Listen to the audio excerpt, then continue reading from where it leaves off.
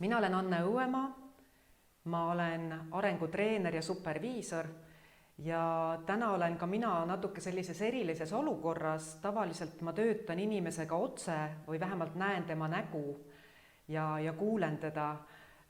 Ja ma töötan ka gruppidega ja meeskondadega, aga täna on selline põnev väljakutse ka mulle, et teie, kes te siia olete kõik kogunenud, olete teisel pool ekraani ja võib-olla vaatate seda järele. Ma proovin olla võimalikult interaktiivne ja proovin kutsuda teid olema osa sellest protsessist, sest mulle meeldib luua protsessi koos osalejatega. Kindlasti teid nüüd huvitab, et mis on minu seos selle teemaga ja proovingi siis seda seost lähemalt tutvustada teile. Minu seos teemaga. Noppisin välja päris mitu fakti oma elust, mis on pannud mind sellel teemal rääkima ja ilmselt see on ka see põhjus, miks mina olen täna juhtunud teie ette. Esiteks ma olen väljaõppelt eripedagoog ja ma olen töötanud noortega ja tänu sellele, et ma olen saanud hästi põhjaliku hariduse eripedagoogika valdkonnas, siis kas ma tahtsin või ei tahtnud, aga see andis mulle võimaluse õppida nii mõndagi inimese ja lapse ja teismelise arengu kohta ja saada ka aru, et millised on kõrvalekalded. Siis teine asi, mille ma soovin välja tuua, on see, et ma peale magistrikraadi saamist läksin endalegi üllatuseks sotsioloogia osakonda doktorantuuri ja uskumatu, aga tõesti 6 aastat uurisin seal noorukite piire ületavat käitumist. Ehk siis uurisin seda, kuidas probleeme tekitavad noored elavad ja toimetavad ja käituvad teatud provokatiivsetes olukordades. Ja sealt ma sain teada seda, et mingis mõttes on piiride ületamine hädavajalik noorukieale, et nooruk saaks areneda ja saada küpseks täiskasvanuks, kui noorukiaeg on möödas. Siis juhtus minu elus üks selline huvitav seik, et uurides põnevat teemat tundsin ma ühel hetkel tohutut frustratsiooni ja kurbust, sest mulle tundus, et minu töö ei ole piisavalt tähenduslik. Nimelt ma sain mõelda huvitavaid mõtteid, aga mul polnud õrna aimugi, kas kellelgi sellest, mida mina mõtlen või kirjutan või uurin, kunagi päriselt kasu on. Ja nii tegin ma elus sellise pöörde, kus ma liikusin noorsootöö valdkonda ja päris mitu head aastat olin noorsootöötaja, kes juhtus töötama just noortega, kes tekitasid teistele probleeme. Ja seal ma õppisin väga selgelt, et noor, kes tekitab teistele probleeme, elab sellises eluolukorras, kus tema enda elus on palju probleeme.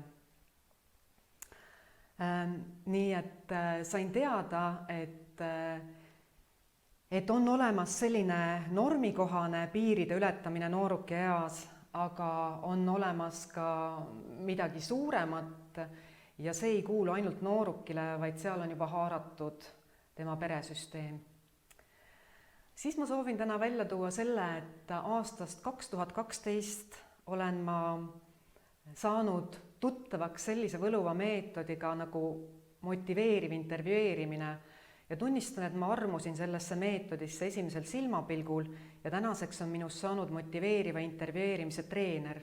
See on üks ääretult humaanne meetod, mis aitab inimesel kaaluda kahtlusi ja nii-öelda survestamise asemel õpetatakse, kuidas luua ruumi, et inimene saaks leida endas motivatsiooni ja seda kasutada. Kindlasti on oluline see, et minust on saanud arengutreener ja superviisor, kes siis nüüd valdavalt töötab inimestega, kes töötavad inimestega ja paljud neist töötavad teismelistega. Ja arengu treeneriks olemine on andnud mulle jälle kogemuse, et 2-tunnise loenguga me ei õpi uusi oskusi ja meie käitumine ei muutu, vaid see võib tekitada mõtteid ja anda inspiratsiooni, millist suunda valida, et ennast seal rohkem asjaga kurssi viia ja treenida. Ja tänase koolituse olen ma ka ehitanud üles sellises võtmes, et siin oleks paar sellist väikest harjutust või mõtlemiskohta, kus sa saad panna oma ajud tööle ja mõelda, mida sina siit endale kasu sellest võiksid saada. Ja viimasena, kuid mitte vähem tähtsana, toon välja selle oma kõige viimase rolli, mis väärib siin ära märkimist. Juba üle aasta aja olen ma ka professionaalne perekonstellöör ja konstellatsioonide õppimine on andnud mulle taipamist, et mõnikord see eluolukord, kus teismeline või ka meie ise viibime, on valmistatud ette juba paljude põlvkondade poolt. Nii et asjad on palju süsteemsemad, kui me mõnikord arvame. Ja minu ülesanne täna on siduda oma teadmisi, oma kogemusi, raamatutarkusi, mida olen lugenud, neid mütse kandes ja pakkuda teile mõtteid, kuidas käsitleda teemat, mis on seotud teismeliste õpimotivatsiooni ja õpiharjumustega. Ja coachingus öeldakse nii, et alati ei olegi tähtis see, et arengutreener küsib teilt midagi väga reaalset. Pigem on siin oluline see, et mida iganes mina teiega täna jagan, et see võiks tekitada uusi mõtteid ja ka see, kui te mõtlete hoopis teistpidi, on mõtete ärgitamine. Nii et tundke ennast mõnusalt ja võtke tänasest loengust täpselt see, mis teid kõnetab ja kõik muu jätke kellelegi teisele. Enne veel, kui me saame teiega tuttavamaks, võite näha siin ekraanil, et tänase 2 tunni jooksul ma soovin teiega jagada mõtteid 4 teemal. Esiteks, me räägime natukene teismelistest. Teiseks, me räägime üleüldse natukene motivatsioonist. 3. me räägime harjumustest ja 4. mis siis võiks olla ka selle tänase kohtumise kvintessents, me räägime suhtlemisest. Ja ennekõike sellest, kuidas sina, kas lapsevanema või spetsialistina saaksid teismelisega suhelda. Selline näeb välja meie päev. Me proovime tegutseda ilma pausideta ja vaatame, kuhu me 2 tunni pärast oleme jõudnud. Aga nüüd, et natukene ärgitada ka teid vastama, jagan ma siin teiega ühte küsimustikku ekraanil ja ole hea, vali kõige täpsem vastus ja saada see minu poole teele. Ehk siis, milline on sinu seos selle teemaga? Kas sa oled teismelise lapsevanem? Kas sa töötad teismelistega? Kas sa puutud lihtsalt teismelistega kokku? Või ilma nendega kokku puutumata tunned teema vastu huvi ja sul on võimalus ka avastada just praegu, et hommikul ärganuna oled sisenenud valele koolitusele. Annan sulle veel mõne hetke aega. Ja kui sa vaatad seda videot järele, siis ilmselgelt sa oma vastuseid meiega jagada ei saa, aga ma kutsun sind kaasa mõtlema ja kutsun sind samastuma mõne teise osalejaga, kes siin on ja kelle vastuseid sa kohe näed. Nii.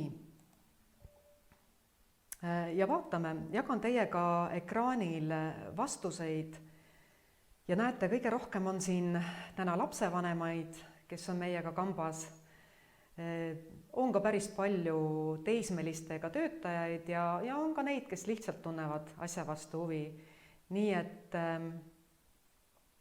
et siin keegi vastab ka kenasti, et oleks tahtnud vastata mitu vastust ja ütlen ka oma täiesti meelega kohe, andsin võimaluse valida ühe. Ja täna, kui me siin edasi mängime, siis et ole jälle hea, ma annan sulle teada, kas sa saad valida ühe, mis kõige rohkem sobitub, või tahad anda mitu vastust, või saad anda mitu vastust, et siis ma annan sulle märku. Nii et tere tulemast, kes iganes sa ka oled ja kuidas iganes sind see teema kõnetab, sa oled väga oodatud. Aga läheme edasi ja ma tahan pakkuda veel sulle paar küsimust ja saada sinuga niimoodi tuttavamaks. Ja kohe jagan taas ekraanil sinuga ühte nendest küsimustest.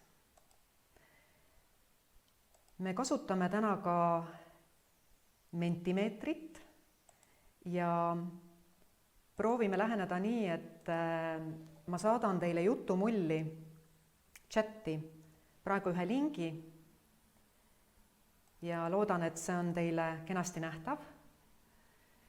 Te võite sinna klikata ja anda siis vastuse küsimusele, mis on sinu suurim tugevus lapsevanema või teismelisega töötava spetsialistina. Võta hetk aega ja anna meile märku.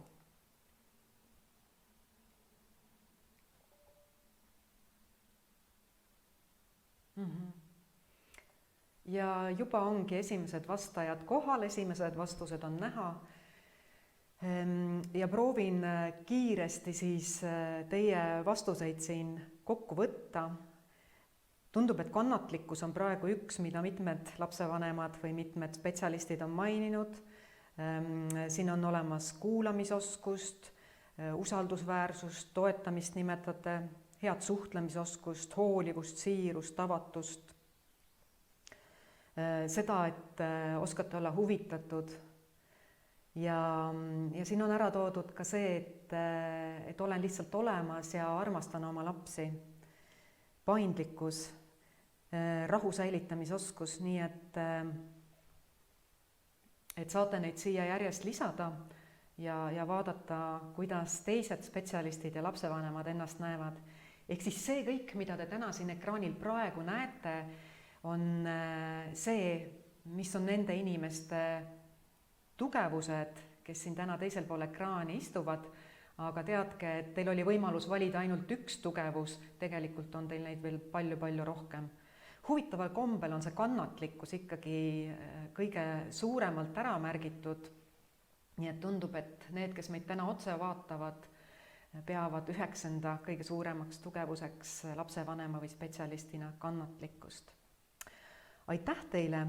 Läheme edasi, mul on veel üks selline interaktiivne küsimus, et vaatame ka teist poolt, et olles spetsialist või lapsevanem, see toob välja ka mitmesuguseid väljakutseid meie elus ja nüüd ma loodan, et sa saad sama lingi alla, kui sa refresh'id, saata mulle uusi vastuseid ja pane kirja üks kõige suurem väljakutse, mis sinul lapsevanema või teismelisega töötava spetsialistina on. Ja huvitav on see, et kui eelmisel slaidil tuli esile kannatlikkus, siis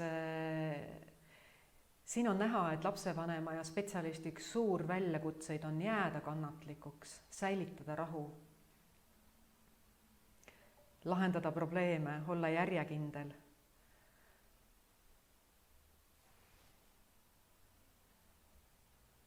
Ja siin mainitakse ka seda, et oskus aidata teismelist õigesti, oskus hoida ennast tagasi, mitte üle reageerida, leida vajalik abi, mõista.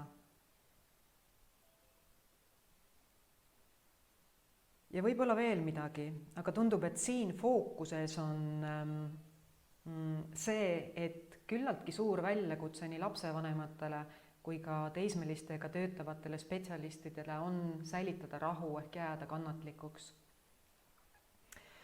Ja mina kirjutan sellele ka kõigele alla oma kogemusi vaadates ja nendele mõeldes. Aitäh teile! Ehk siis me oleme natuke saanud omavahel tuttavamaks, me kuulsime seda, kuidas teie hakkama saate, mis on teie tugevused ja samas saite jagada ka oma väljakutseid. Ja läheme edasi, läheme üha sisulisemaks.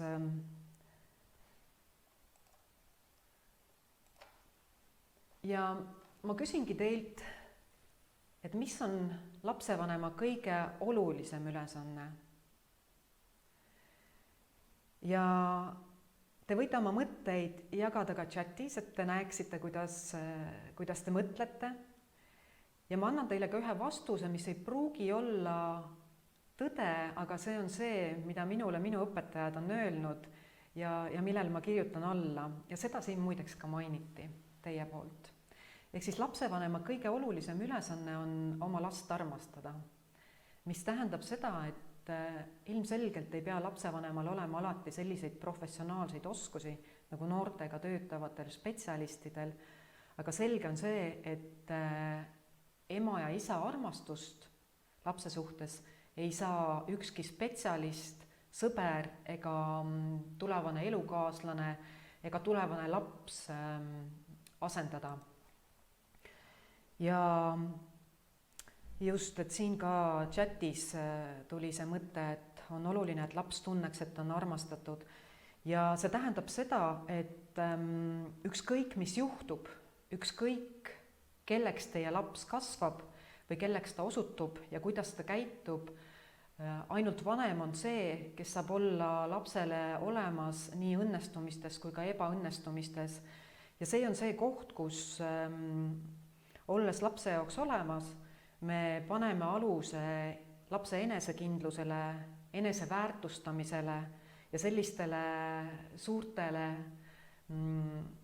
tunnetele ja seisunditele, mis tegelikult kujunevad elu jooksul ja kui see jääb olemata või jääb kuidagi poolikuks, siis need inimesed jõuavad heal juhul kas teraapiasse tulevikus, võib-olla ka coaching usse, et otsida tagasi oma eneseväärtust ja enesekindlust, võib-olla mingisugustesse enesearenguprogrammidesse. Nendel programmidel ja teenustel ei ole ka mitte midagi häda, aga oluline on siin teada see, et lihtsalt olemas olles saab lapsevanem juba küllaltki paljusid väljakutseid lapse elus ennetada. Liigume edasi ja vaatame, mida elab läbi nii-öelda keskmine teismeline, samal ajal kui meie siin oleme kogunenud selleks kokku, et rääkida, kuidas seda last siis õppima motiveerida ja kuidas toetada teda nii, et tal tekiksid õpiharjumused. Ma julgeksin öelda nii, et teismelise arenguperiood on väga-väga oluline, et inimesest saaks kasvada täisväärtuslik, endast lugupidav ja teistest lugupidav täiskasvanu. Samamoodi me teame, et ka kõik teised arengutasemed on väga olulised, aga täna me räägime teismeeast. Ja mina oma töökogemustega olen aru saanud sellest, et pigem ühel hetkel ma muutusin murelikuks, kui ma nägin, et teismeline ei ületa piire, et ta ei mängi seal piiri peal. Sest kuidas saab teismeline õppida võtma vastutust ja testida seda, mis juhtub siis, kui ma lähen üle piiri, kui tal ei ole võimalik piiridega mängida. Ja siit ka selline mõte, et kui me tahame toetada sellise inimese kasvamist, kes tunneb oma piire, oskab enda eest seista, oskab ennast teisi lugupidavalt kehtestada, selleks on vaja midagi ennem teha. Ja see tähendab, et teismeeas on vaja ületada piire ja teha neid turvaliselt. Ehk siis piiride ületamine teismeeas on tegelikult väga teretulnud ja see on koht, kus inimene katsetab, et teada täiskasvanuks saades juba midagi palju rohkemat elu ja piiride ja eneseväärtuse ja teiste väärtustamise kohta. Ma olen täna võtnud teiega jagamiseks ühe raamatu, Ajutorm, mille autor on Daniel Siegel ja mulle meeldisid sealt tema mõtted selle kohta, kuidas noorukid oma arenguperioodi kogevad ja siin on oluline öelda, et noorukiga on natuke laiem kui teismeiga, see jääb siis eluaastate 12–24 aasta vahele. Mis siis toimub? Siis toimub midagi väga drastilist inimese ajuga kõige paremas mõttes. Aju tohutult areneb ja küpseb, tekivad täiesti uutmoodi seosed ja inimesel avanevad elus uutmoodi võimalused. Ja tänu sellele, et aju muutub, saab inimene kogeda maailmaga natuke teistmoodi. Ehk siis Daniel Siegel toob välja 4 olulist momenti, mis on alates noorukieast uued kvaliteedid inimese maailma kogemisel.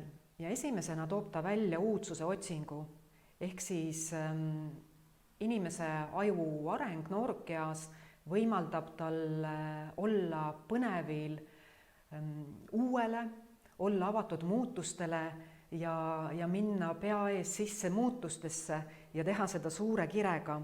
Ja mis on siis miinuspool või mis on väljakutse, nagu iga plussiga, need ka kaasnevad loomulikult juba mainitud riskikäitumine, ehk siis siin võib juhtuda tõesti, et noor ületab piire enne, kui ta neid analüüsib. Vaatame edasi. Teisena toob Siegel välja suhtlusringi avardumise.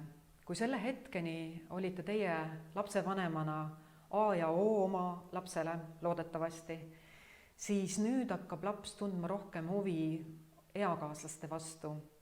Ja see tähendab seda, et tema suhted eakaaslastega muutuvad olulisemaks ja te võite tajuda sellist hetke, kus laps eelistab oma sõpru teile. Ja teadke, et ehkki see võib tekitada valutunnet teie südames, kõik on õige ja see on märk sellest, et teil on ülesanne anda nõusolek noorele, et ta saaks liikuda ka teistes võrgustikes, luua oma võrgustikke. Mis on selle uue kvaliteedi tugev pluss? See, et ka uuringud kinnitavad, et mida osavamad me oleme sotsiaalsete suhete sõlmimisel, kontaktide loomisel ja võrgustiku hoidmisel, seda õnnelikumad, tervemad ja pikaealisemad me oleme. Ja mis on miinuspool? Miinuspool võib siin olla see, kui juhtub nii, et sõbrunedes paremini oma kaaslastega kaotab teie teismeline kontakti üldse teiega või täiskasvanutega. Siis võib juhtuda jälle see, et kaaslaste ideed panevad noore tegutsema ja selle tulemuseks saame me jälle rääkida riskikäitumisest. Kolmandaks toob Siegel välja selle, et ka noore emotsioonid on intensiivistunud, mis siis väljendub sellena, et elu tajutakse täiesti uutes värvides, uute maitsetega ja ahnelt. Ehk siis see periood, noorukiiga, on tegelikult inimese elus üks selliseid kõige energiaküllasemaid ja elujõudu tulvil olevaid eluperioode. Ja mõnikord on kahju mõelda, et meie siis vanema inimesena selle lihtsalt ära kaotame või sellel minna laseme. Ja mis on siin pahupooleks? Pahupooleks on taas see, et impulsiivne käitumine, selline tung ja torm, mis peale tuleb, võib rikkuda ära teismelise ja ka teismelise ümber olevate inimeste terve päeva või siis viia teismelise või nooruki sellisesse olukorda, kus ta käitub nii, mida ta hiljem rahulikuna mõeldes kahetseb. Ehk siis jälle riskikäitumiseni. Ja Leinald toob Siegel välja selle, et nooruk võib kogeda esimest korda elus sellist loova avastamise tunnet ja see saab võimalikuks tänu uutele mehhanismidele, kuidas noor mõtleb. Tema mõtlemine on muutunud abstraktsemaks, kontseptuaalsemaks ja see on ka see hetk, kus esimest korda noor saab hakata filosofeerima suuremate ja üldisemate teemade üle, otsima elumõtet teadlikumalt ja vaadata uusi perspektiive.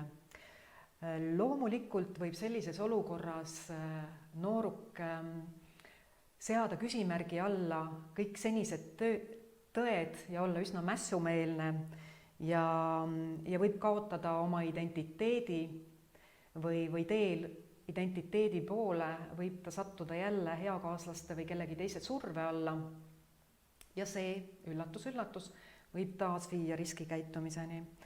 Nii et noorele, sealhulgas teismelisele, on antud palju ressurssi, et kogeda maailma täiesti läbi uue perspektiivi, millega kaasneb paratamatult võimalik piiride ületamine. Aga nagu juba kuulsite, see on inimesele normaalne seisund. Ja tahan ka natukene kuulda jälle teie mõtteid, jagan teiega ühte küsimustikku. Ja uurin seekord teie käest seda, et juhul kui praegu ilmuks sinu ette kuldkalake ja ta küsib sinu käest, mida sina nendest asjadest või kvaliteetidest täna rohkem täiskasvanuna oma ellu sooviksid, siis kuidas sina täna vastaksid? Saad valida jälle ühe, mida sa kõige rohkem soovid. Avatust, kirglikkust, toetavaid suhteid, energiat ja elujõudu või uusi taipamisi.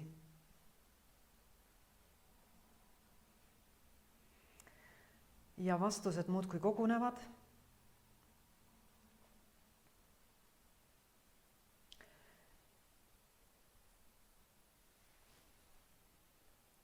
Ootan veel mõne hetke, et võimalikult mitmed saaksid vastata. Ja osad vastavad ka chatis, nii et vastake täpselt nii, nagu saate. Olge meiega kaasas, kui see tundub teile põnev. Ja nüüd ma jagan teiega siis tulemusi taas. Kuidas need, kes vastasid, asjadest mõtlevad. Ma loodan, et te näete seda.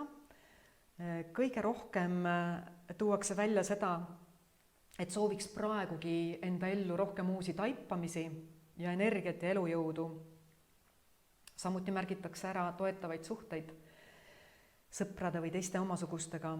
Ja tõsi ta on, et oma raamatus Ajutorm ütleb Daniel Siegel seda, et selleks, et saada õnnelikuks ja täisväärtuslikuks täiskasvanuks, on meil vaja võimalikult hästi teismeea või see noorukea periood läbida. Ja see tähendab ka seda, et meil on üht-teist noorukeast kaasa võtta või kui me oleme selle täiskasvanuna vanemas eas kaotanud, et siis on oluline mõelda nende kvaliteetide peale, mida me toona kogesime ja kutsuda neid rohkem oma ellu. Ehk siis need, kes siin üht-teist kuldkalakeselt soovisid, saate mõelda edasi, et mis võiks olla see, mis aitab tuua teie ellu rohkem seda, mida te küsisite. Ja vaatame edasi.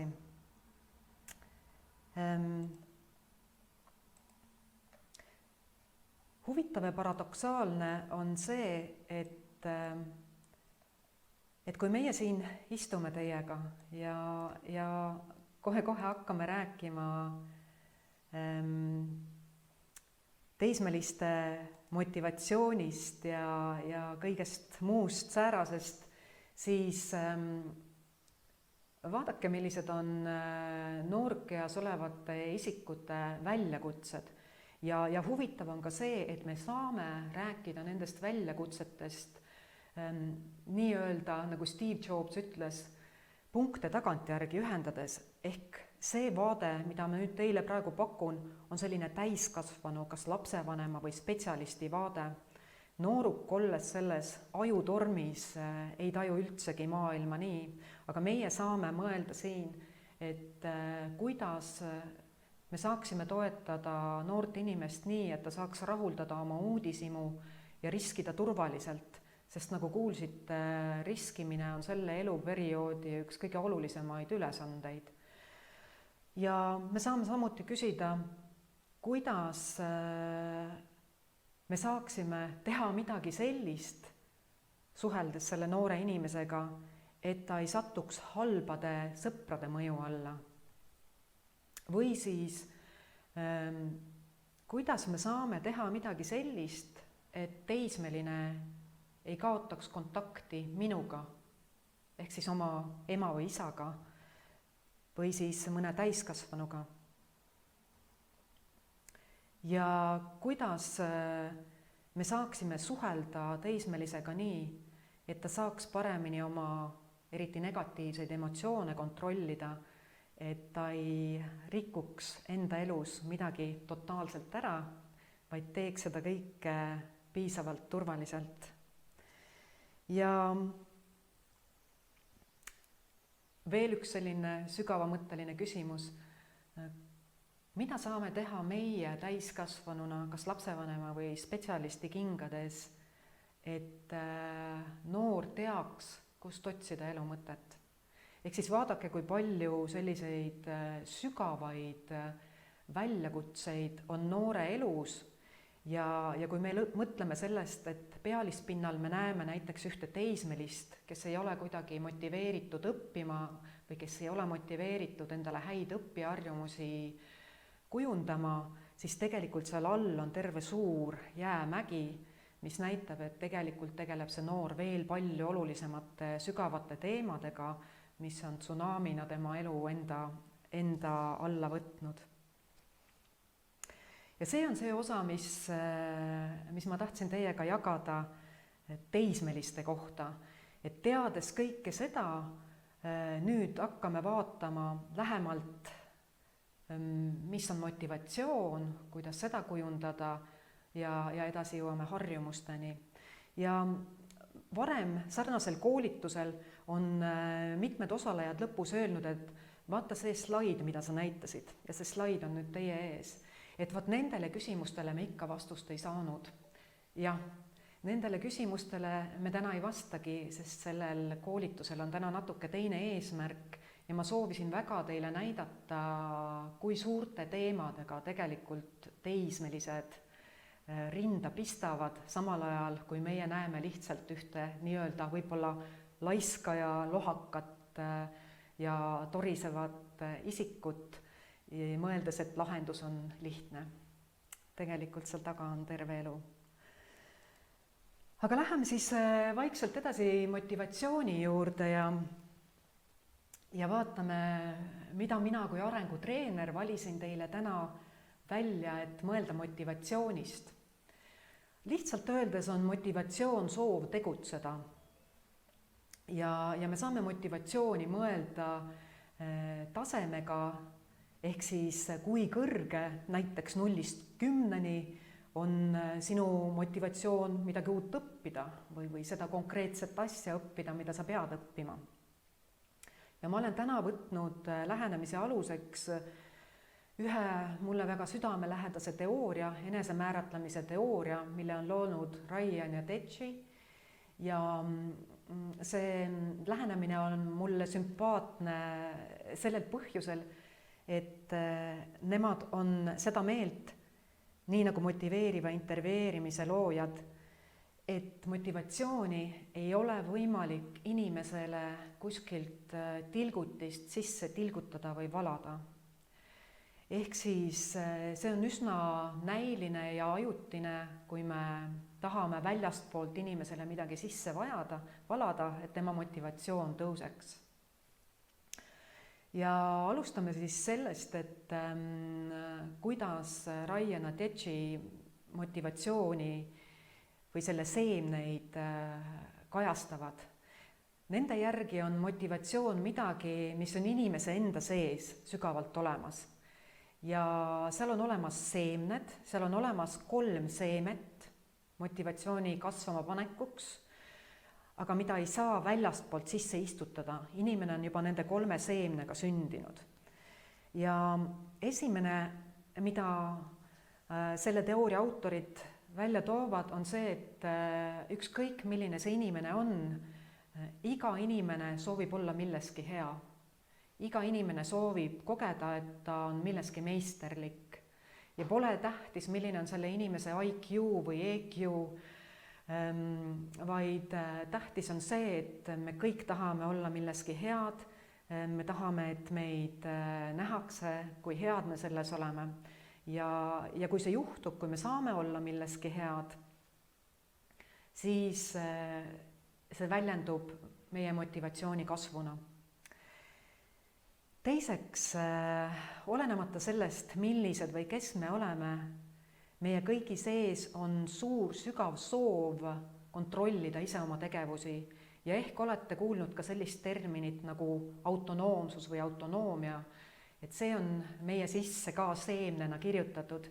Ehk siis me inimesena vajame seda, et teised inimesed võimandaksid meil ise võtta vastutust meid puudutavate eluliste otsuste üle.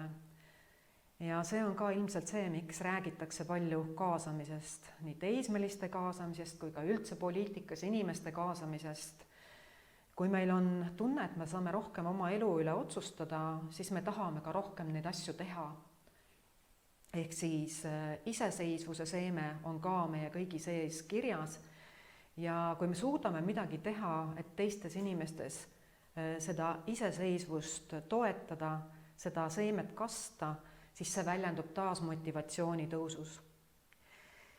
Ja kolmandaks toovad Ryan ja Tedži välja, et iga inimene tahab seda, et see, mis ta teeb, on tähenduslik. Ehk siis ta tahab, et ta võiks rääkida oma tegevuses ka mingist eesmärgist ja sageli seostatakse soovi teha midagi tähenduslikku, sooviga kuuluda. Ehk siis see tähendus võiks tähendada kellegi jaoks veel midagi lisaks minule. Niisiis tähenduslikkus ja kuuluvus on see 3. seeme, mis võib mõnikord väljenduda eesmärgina, sisemise eesmärgina. Ja kui me suudame seda ka kasta, kas iseendas või kelleski teises, sellega, kuidas me tegutseme ja toimetame, siis jälle inimese motivatsioon kasvab. Ehk siis jätke meelde 3 asja: meisterlikkus, iseseisvus ja tähenduslikkus. Et need on need 3 aspekti, mida võimaldades me saame toetada inimese sisemise motivatsiooni kasvu. Et siin ma tooksin paralleeli veel 2 võimaliku teooriaga. Üks on Thomas Hübeli lähenemine, kes on selline võrdlemisi noor tõusev täht, kes tegeleb perekonstellatsioonidega ja kellel on elule selline filosoofilisem vaade, tegeleb traumateraapiaga ja tema ütleb, et inimesel on 3 põhivajadust või sellist 3 õigust, eluõigust. Ja esimene on see, et iga inimene peab saama lihtsalt olla, ilma et ta teeks midagi. Ja tundub, et see on hästi seostatav iseseisvusega või sooviga, et inimene omab ise kontrolli oma eksistentsi ja tegevuse üle. Ja siis teine asi, mida Hübel ütleb, on see, et meil kõigil on õigus kuuluda oma pere juurde, kuuluda nendesse kollektiividesse, kus me toimetame. Ehk siis, et see 3, mida Ryan ja Tedži ütlevad, meil on nagu eluliselt vajalik, et me saaksime teha midagi tähtsat, mis on tähtsam rohkematele inimestele, mis seob meid kogukonnaga.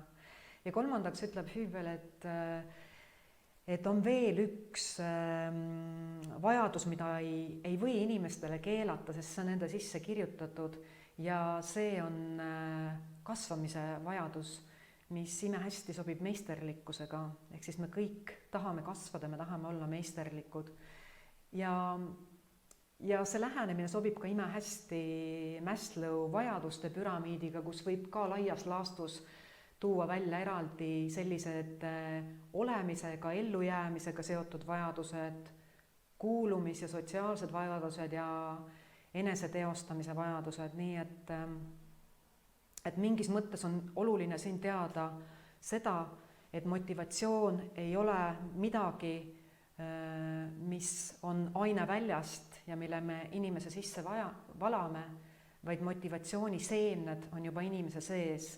Ja meie kunst nüüd lapsevanema ja spetsialistina on teha midagi sellist, et me ei lämmataks neid, vaid et need saaks kasvada.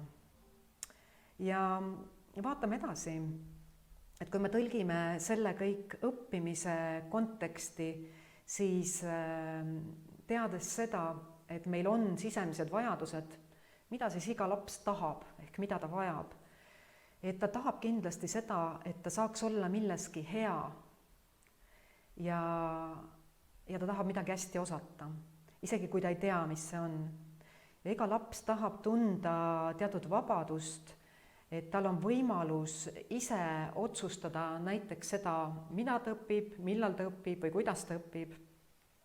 Mõistagi on mõnikord ees teatud raam, aga oluline on pakkuda lapsele raami sees mänguruumi, isegi kui on vaid üks koht, kus laps saab otsustada, kas praegu või hiljem, siis mina meelsasti annaksin talle selle otsustada, sest sealt tuleb see motivatsioon, et ta saab ise valida. Ja mida siis veel laps tahab, et iga laps tahab tunda, et see, mida ta õpib, on tähenduslik, et see on mõttekas, et see on seotud tema päris eluga. Ehk siis iga laps vajab, et me aitaks tal luua seoseid. Ja kokkuvõtvalt võib öelda, et iga laps oma sees, isegi kui ta ei oska teile seda välja öelda, tahab seda, et ta saaks olla iseenda poolt püstitatud eesmärkide poolt kantud. Ehk siis ta tahab kogeda ise oma jõudu. Ja kui me suudame teha midagi sellist, et laps saab kõiki neid aspekte kogeda, siis me justkui anname lapse jõu talle enda kasutada ja me aitame saada lapsel teadlikuks tema enda jõust. Aga kuidas seda siis ikkagi veel täpsemalt teha? Et siin on mõned näpunäited, mis tulevad Daniel Pinki raamatust Liikuma panev jõud ja mida soovitan teil ka lugeda, kui huvi tekib. Ja esimene näpunäide on siis selline, et kutsu laps katsetama, kutsu ta proovima erinevaid asju, ole ise innustunud ja näita üles seda huvi uute teadmiste ja oskuste omandamise vastu ja kutsu teda seda tegema ja loo selline keskkond, kus laps saab käia või teismeline saab käia seal piiri peal, et tal on võimalus ka eksida ja teha vigu. Ja ma võin teile kinnitada, et töötades gruppidega, kellele ma õpetan coaching'u oskusi ja motiveeriva intervjueerimise oskusi, on sageli koolituse lõpus kõige tänulikumad selle eest, et ma suutsin luua turvalise õhkkonna, mis innustas neid eksima. Ehk innustas neid eksima ja saama tänu nendele jutumärkides eksimustele võimaluse kiiresti õppida. Ehk siis nagu ütleb ka Brian Tracy, kui sa tahad õppida kiiresti, siis mitmekordista või vähemalt 2-kordista vigu selle 100 ühikus. Ja tundub, et ka tema ei ole selle mõtte autor, autor võib olla veel vanem kui tema. Ehk siis näita ise üle sellist vaimsust, et sa lubad mängida, sa lubad eksida ja et sa kutsudki teismelist eksima, et selle läbi õppida. Mida veel täiskasvanu saab teha, kas spetsialisti või lapsevanema rollis? Ta saab teha kokkuleppeid noorega, ehk siis kokkuleppeid selles osas, kus noor ise otsustab, kus ja millal ta ülesande näiteks sooritab. Ja kui on võimalik valida ka see viis, kuidas ta seda sooritab, et siis ta ise käib teile välja ka selle viisi, kuidas ta seda teeb.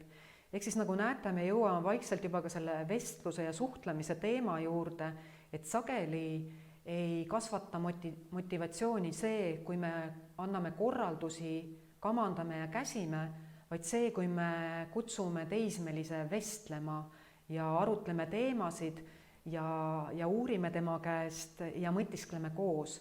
Aga nende tehnikateni jõuame me veel mõne hetke pärast. Mida veel teha? Jõudsimegi juba nende tehnikateni ka, ehk siis korralduste andmise asemel ja selle asemel, et öelda, mida nüüd on vaja teha, on mõnikord nutikam kutsuda esile olukord, kus me küsime küsimusi ja anname noorele endal võimaluse vastata. Ehk siis arutlema temaga kaasa ja toetame noort selles, et ta saaks õpitava seostada iseenda eluga, suurema pildiga, sellega, mida ta kogeb iga päev, kuni selleni välja,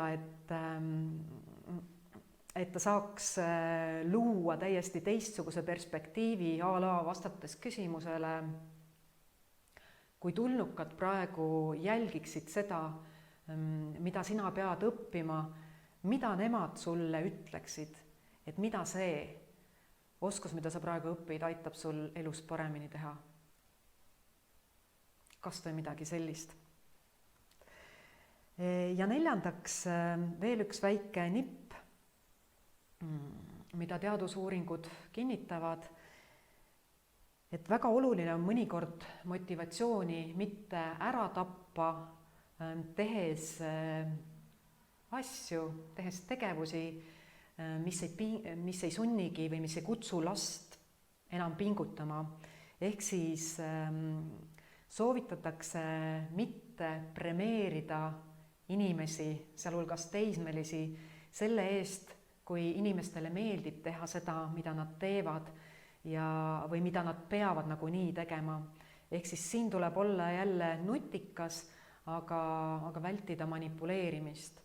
Ja ma julgen öelda, et töötamisest riskinoortega kõige paremini töötas see, kui ma lõin noorega usaldusväärse kontakti ja ma lihtsalt vestlesin temaga ja huvitaval kombel selline võrdsete partnerite vahel peetud vestlus oli noorele palju suurem motivaator kui mingi väike kingitus või lubamine.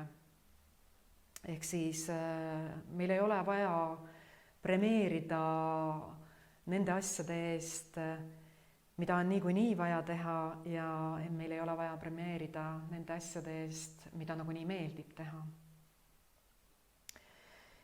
Ja nii palju siis motivatsioonist ja ma mäletan seda hetke, kui mulle tehti ettepanek antud koolitust ette valmistada, siis see piirdus ainult teismeliste motivatsiooni toetamisega, aga arengutreenerina paratamatult mul on väga raske aru saada, mida tähendab inimese elus motivatsioon, kui ma ei kuule midagi ta käitumise kohta.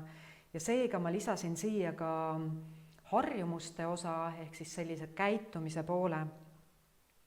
Ja nagu te ehk juba isegi olete jõudnud mõtiskleda, see, kui me võimaldame lapsel kasvatada sisemisi motivatsiooni seemneid, me võimaldame tal teha midagi sellisel moel, et ta saab näidata oma meisterlikkust, me võimaldame tal teha valikuid seal, kus see on võimalik ja me võimaldame tal teha midagi tähenduslikku enda ja teiste heaks, et siis motivatsioon juba kasvab. Ja vaadake, kui huvitav, see kõik käib läbi tegemise, ehk siis motivatsioon tegelikult ei kasva lihtsalt diivanil istudes ja lugedes huvitavaid raamatuid, vaid motivatsioon jääb püsima ja saab kasvada, kui see pannakse tegevustesse.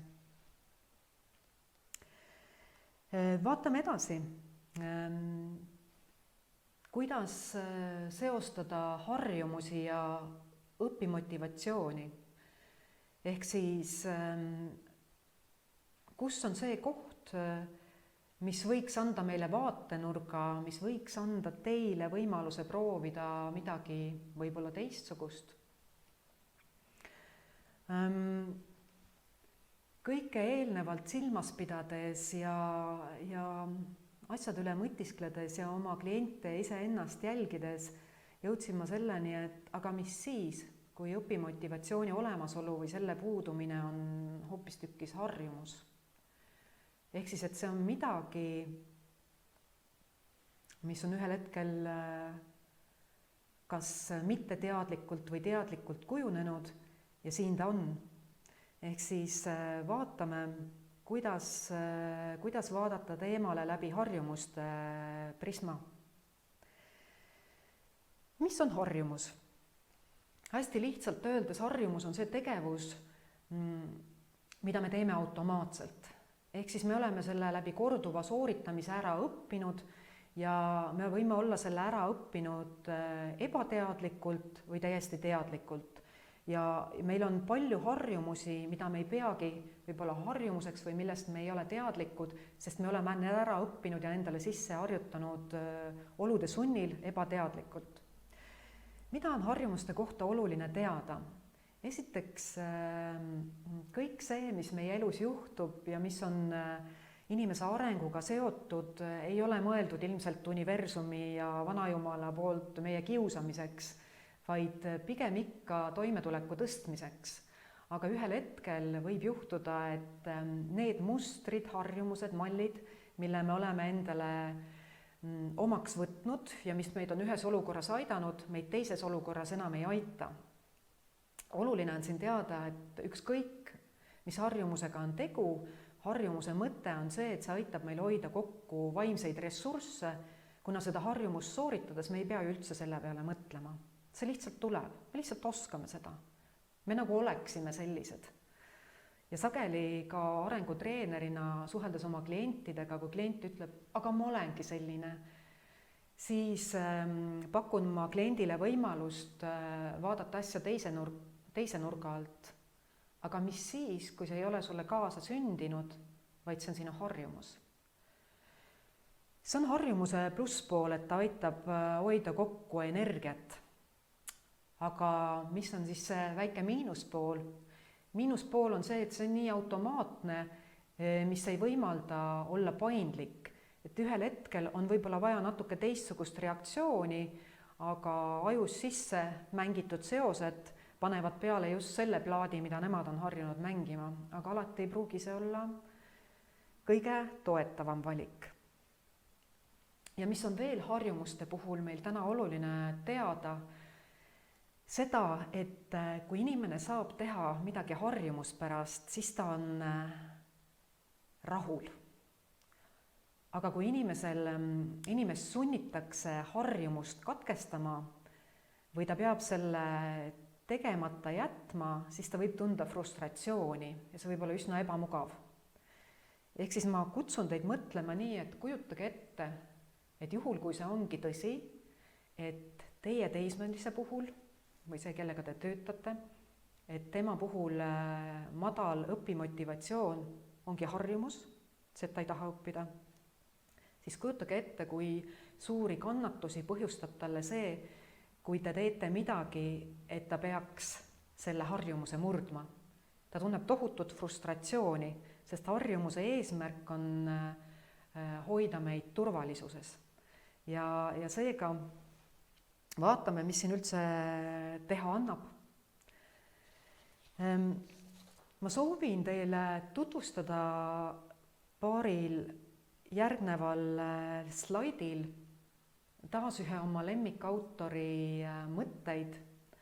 James Clear on taas üks noor autor, kes on proovinud kokku panna erinevate teadlaste uuringu tulemuste ja teooriate põhjal harjumuse luubi, ehk siis kuidas, kui me harjumuse saaksime prepareerida nagu konnasüdame, et kuidas need osakesed siis ja faasid välja näevad. Ja see harjumuse luup on siis selline. Esiteks ta ütleb, et isegi kui me ei tea seda ja suure tõenäosusega me ei tea seda ja teie laps ka ei tea seda, ta ei ole sellest teadlik, sest see on automaatne, toimub mingi signaal ja see on signaal, mis käivitab meie tegevuse. Ja ma toon siia kohe ühe näite ka, mul on väike abivahend siin olemas, telefon. Näiteks signaal on see, et minu telefoni tuleb üks kill, üks märguanne ja see juhib mind kohe teise etappi, teise faasi, kus mul on iha, tekib iha ehk suur vastupandamatu soov, kui see on minu harjumuseks kujunenud, näha, et oot, kes praegu kirjutas, et ma ruttu vaatan ära, isegi kui ma teen siin teiega loengut, ma kiiresti jõuan ikkagi ära vaadata selle. Ehk siis ma tahan väga näha, et kes mulle saatis selle sõnumi. Ja mis juhtub edasi? Edasi juhtub see, et toimub reaktsioon ehk siis käitumine ja ma haaran oma telefoni peale seda killi ja vaatan. Ja sellele kohe järgneb preemia ehk siis selline dopamiinilaks, kui nii võib öelda. Ja antud juhul see väljendub siis sellena, et ma olen saanud preemia, ma rahuldasin ära oma iha, lugeda seda sõnumit või antud juhul, kui ma sõnumit lugeda jõuan, näha, kes mulle selle sõnumi saatis. Ehk siis vaadake, et siin on iga harjumuse puhul võimalik jaotada see 4 ossa. Et peale tänast vestlust võite ära prepareerida mõne enda harjumuse, et mõista paremini kas enda teismelise või enda sihtrühmaks oleva teismelise harjumusi. Et mis on signaal, mis paneb teda nii tegema, mis on see iha, mida ta rahuldab, ehk siis mis on see, mida ta üritab niimoodi tehes saavutada, mida ta siis teeb, kui ta tahab seda saavutada ja milline on preemia. Ehk siis öeldakse, et alati harjumuse luup lõpeb preemiaga ja see preemia võib olla nii väike, aga samas nii oluline, et see paneb meid taas ja taas kordama seda ja minu näite puhul paneb see mind taas ja taas võtma telefoni, kui ma kuulen killi. Mul on väga raske jätta seda telefoni laua peale, ma tahan saada seda uut dopamiini valangut ja selleks ma pean midagi tegema. Aga vaatame, kuidas tõlkida meie konteksti.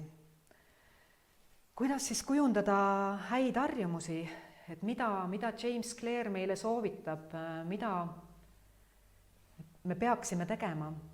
Ehk siis esiteks on see, et kui me tahame muuta oma harjumusi, siis on oluline luua selline võimalus, et see signaal oleks nähtav ja tuntav. Teiseks, et see ärataks iha, see peaks olema atraktiivseks tehtud. Kolmandaks, et me kiiresti saaksime teha midagi, see peaks olema lihtsaks tehtud. Ja selleks, et me siis jõuaksime sinna lõpuni välja, on oluline, et seal lõpus on midagi oodata, et seal oleks preemia, et see oleks päriselt rahuldust pakkuv. Ja läheme veel täpsemaks, et kuidas siis kujundada õpiharjumusi. Nüüd on siin selline huvitav koht, et küsin teie käest ja võite mõelda, et kellele saab harjumusi kujundada. Et te võite mõned vastused panna chatti, kui teil tekib mõni mõte, kes saab üldse kellele harjumusi kujundada. Ja võite mõelda ka, et mida teie, kas lapsevanema või spetsialistina saate teha, kui üldse. ja vaatame siit mõned näpunäited. Et esiteks on siis see väljakutse, et kuidas teha see uus harjumus nähtavaks. No alustame iseendast. Ilmselgelt on endaga töötamine mõnevõrra lihtsam, kui panna üks tõre teismeline või selline väga energiline teismeline tegema seda, mida meie arvates see teismeline peaks tegema. Ehk siis esimene asi on see, et öeldakse, et on oluline, et sa lood konkreetsele harjumusele, mida hakkad kujundama kindla aja ja koha. Ja James Clear soovitab uuringute põhjal lausa seda, et pane endale kirja mina vormis, mida ma teen, mis ajal ja kus ja võib-olla ka kellega. Ehk siis tee endale selline väike sedel, kus sul on kirjas see ülesanne, koht ja aeg, millal sa seda sooritad. Ja et see asi oleks veel selgem, pane see endale kalendrisse ja anna ka teistele teada, et sellel ajal oled sa hõivatud, sest seda. Ja see võiks siis tähendada, et see on lihtsaks tehtud, paned asjad valmis nii, et see on sulle nähtav ja et sa saaksid lihtsasti alustada. Et see on siis signaal. Mida teha, et oleks olemas ka atraktiivsus ehk iha? James Clear soovitab siduda selle, mis sa pead tegema, mida sa tahad kujundada, sellega, mida sa päriselt tahad teha. No siin on selline lihtne näide, et on vaja õppida, aga sulle meeldib muusikat kuulata enne ja pärast ja siis sa saadki põimida endale sellise tegevuse, kus plaanis on näiteks kas enne muusikapala ärakuulamine ja siis õppimine, selle osa äraõppimine või vastupidi. Ehk siis seo midagi atraktiivset sellega, mis veel nii atraktiivne ei ole. Ja selleks, et meid tõmbaks üldse harjutama, et meid tõmbaks trenni ja tegevustele, on oluline, et me teeme enda või teismelisele jaoks asja hästi lihtsaks. Sageli on mõistlik jagada siin suuremad tegevused väiksemateks operatsioonideks, püstitada väiksemaid eesmärke.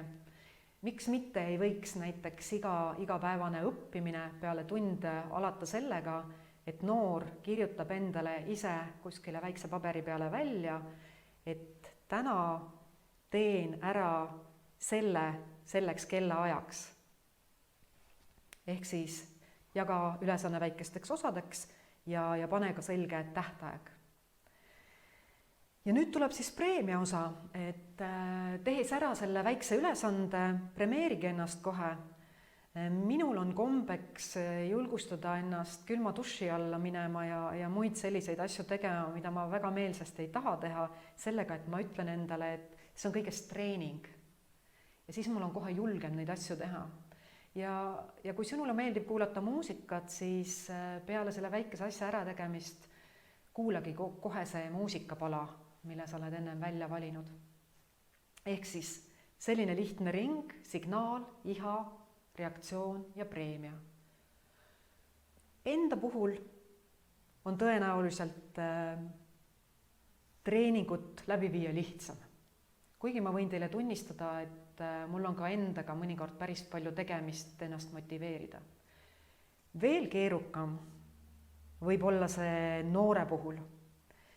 Ja et nüüd ongi minu küsimus teile, et mida üldse teie lapsevanema või spetsialistina saate teha, et noorel kujuneksid head harjumused? Kes saab häid harjumusi kujundada? Ja vastan ka, lootuses, et teie ka enda sees natukene mõlgutate mõtteid. Me ei saagi mõnikord teha väga palju, aga see väike, mida me saame teha, võib olla mõnikord väga-väga mõjus. Ehk siis sageli ei toimi meie head kavatsused sundida see noor midagi tegema ja sundida teda tegema seda väevõimuga järjepidevalt, vaid võti on kuskil mujal. Ja see on praegu hetk, kus ma panen pähe enda kui arengutreeneri ja motiveeriva intervjueerimise treeneri mütsi ja ma hakkan rääkima suhtlemisest. Sageli me ei saa teha muud, kui vaid kasutada teatud suhtlemistehnikaid ja teatud vaimsust suheldes, et võimaldada inimesele ruumi, et ta saaks seda muutust ise teha. Sest nagu mäletate, motivatsiooni ei saa tekitada vägisi.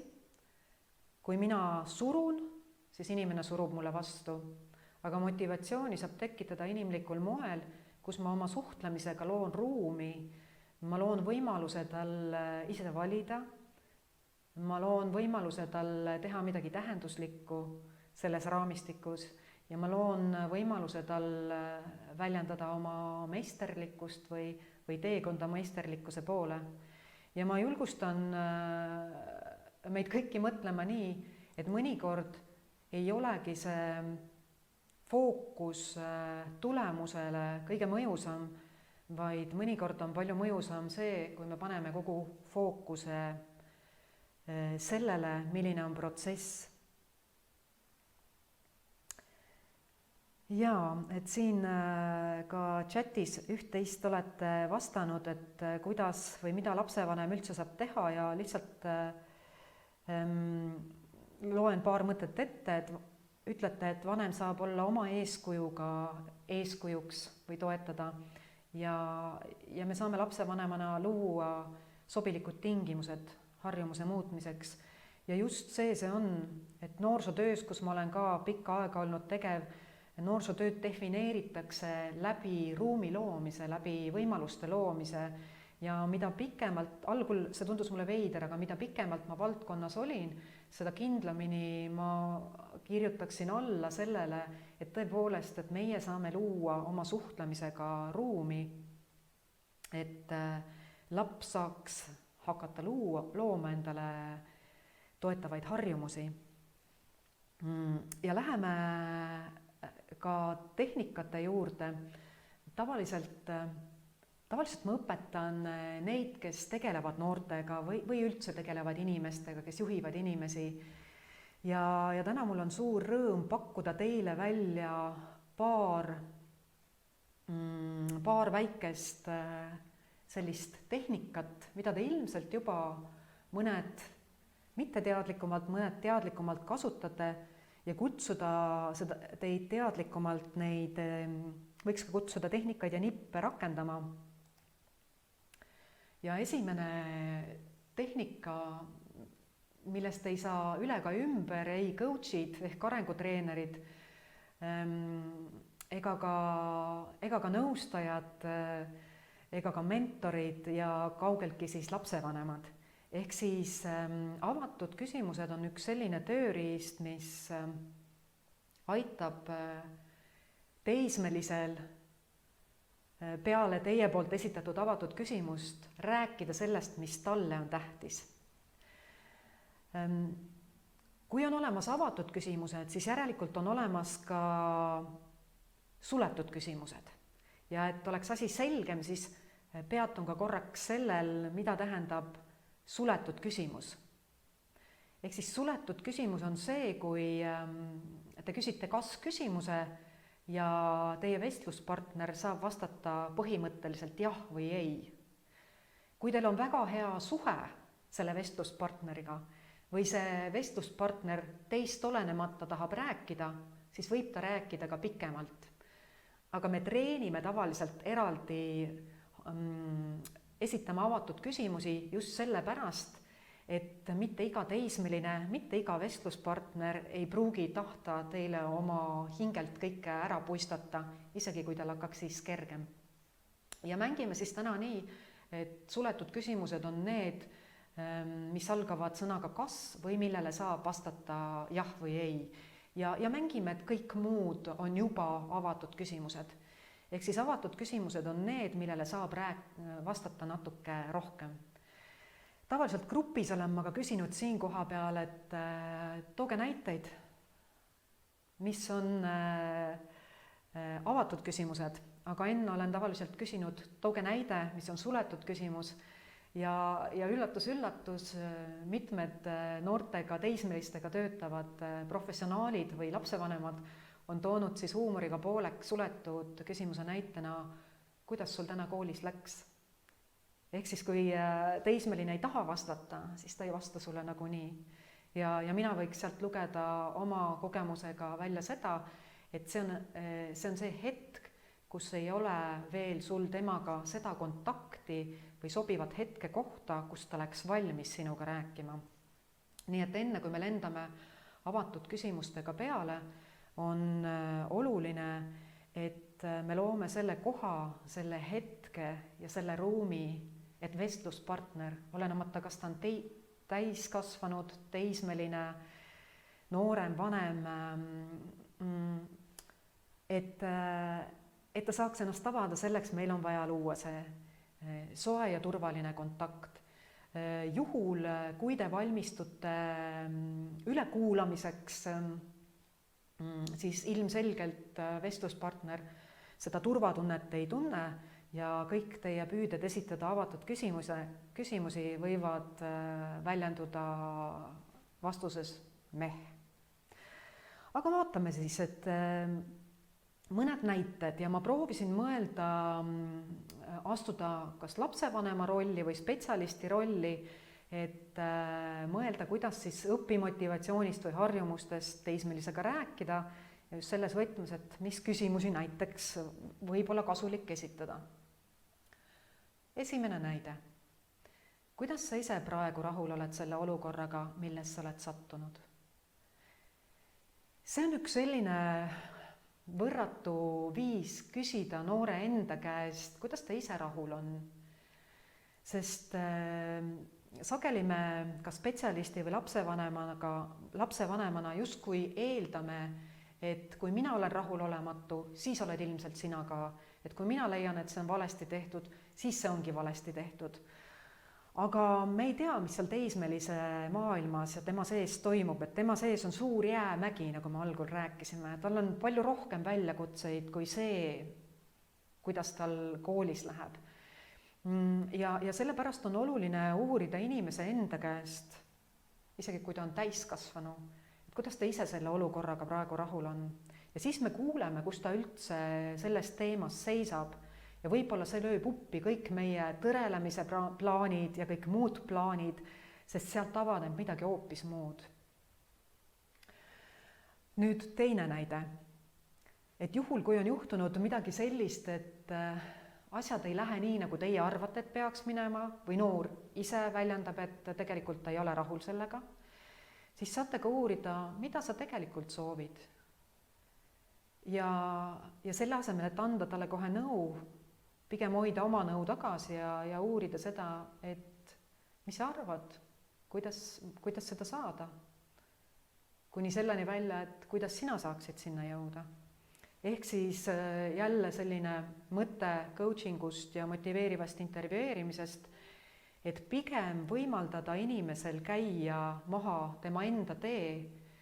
Meid ei huvita sageli see, et me saame endale kohe vastuse, vaid me tahame käia seda teekonda, sest see teekond on see, mis aitab meil tunda, et ma saan valida, see on tähenduslik ja ma oskan.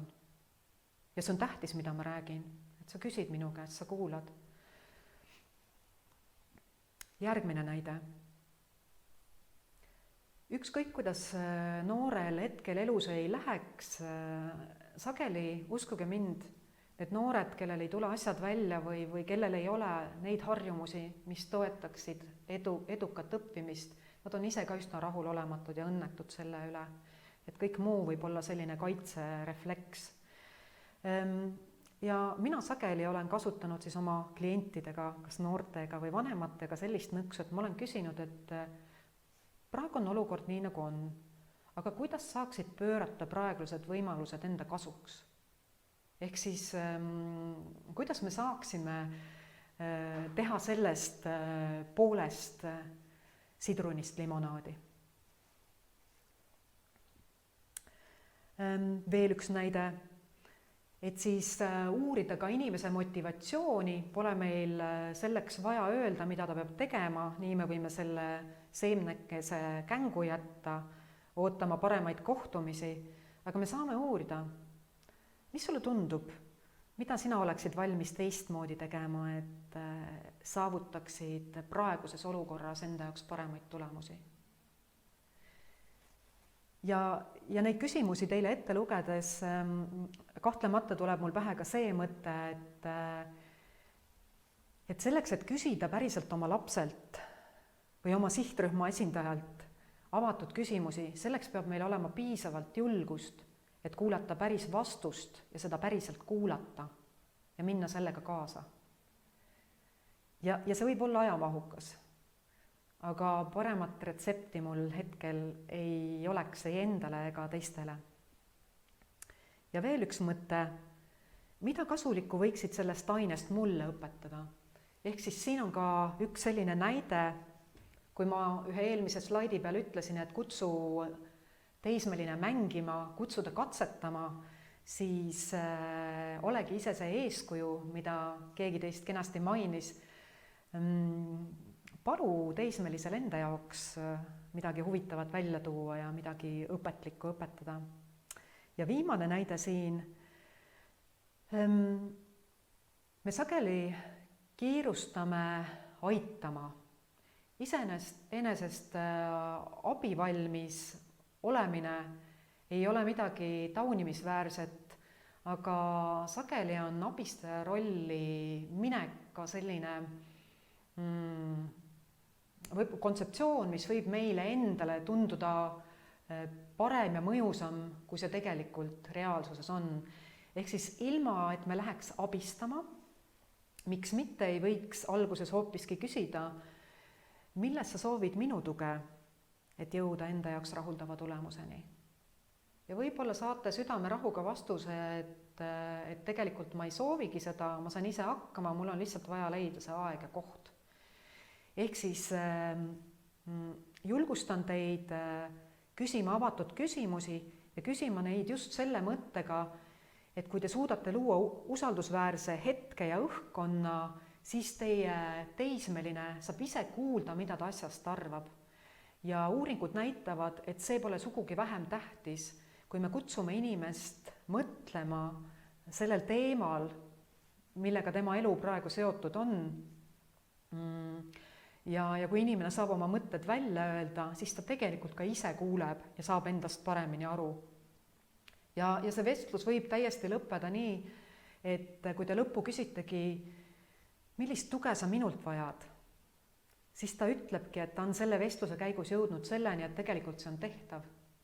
Ta ei saanud selleni jõuda enne, aga tänu teiega vesteldes ta saab öelda, et see on tehtav. Sellised näited praegu, et ma lõpetan selle slaidi jagamise ja tahan kutsuda teid natukene oma pead veelgi kasutama ja natukene kaasa mõtlema. Ja ole hea, mana endale praegu silme ette, kas enda laps, kes on teismeline või üks selline teismeline, kellega sa töötad ja oled võib-olla isegi natuke hädas, et sa näed, et ta ei ole üldse motiveeritud nii, nagu sina tahaksid, et ta motiveeritud on. Nii.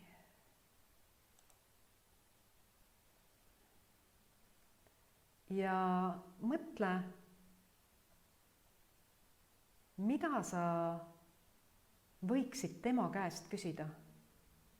Millist avatud küsimust võiksid sa tema käest küsida, et aidata tal tema enda olukorda ja võimalikke lahendusi uurida?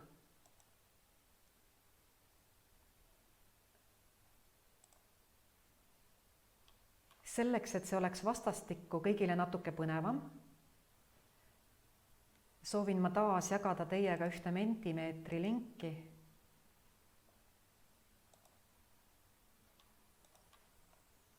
ja olge head, kui te olete oma küsimuse välja mõelnud, kandke see Mentimeetrisse. Teie lapse nimi ega teie nimi ei ole nähtav, seega anonüümsus on garanteeritud, aga teie huvitav küsimus võib inspireerida teisi lapsevanemaid ja spetsialiste uuteks huvitavateks küsimusteks.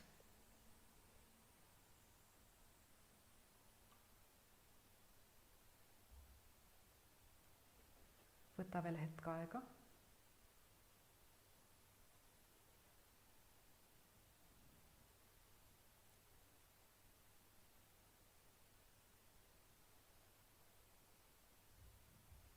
Ja sina, kes sa vaatad seda järelvaatamises,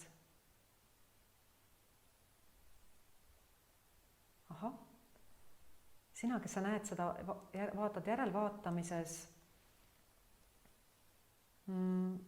tee paberi ja pliiatsiga. Ma proovin saata teile korra veel lingi, olge head, vaadake, kas nüüd on link näha.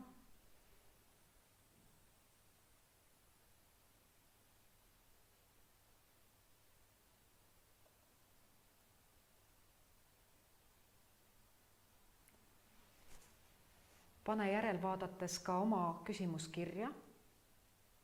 Praegu on sulle täpselt see aeg.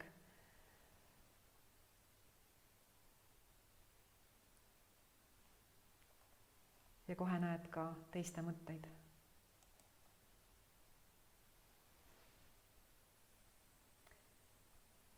Ja esimesed küsimused hakkavad tulema.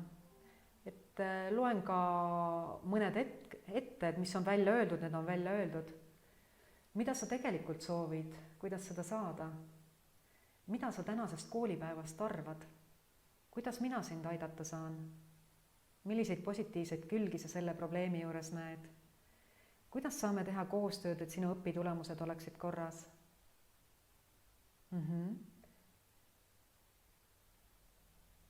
Ja siin ka midagi täitsa konkreetset, mil moel saaksin sind aidata vene keele õppimisel.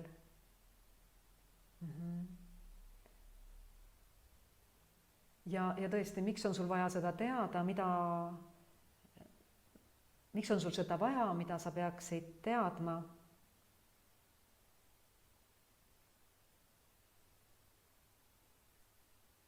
Mis sind segab või takistab,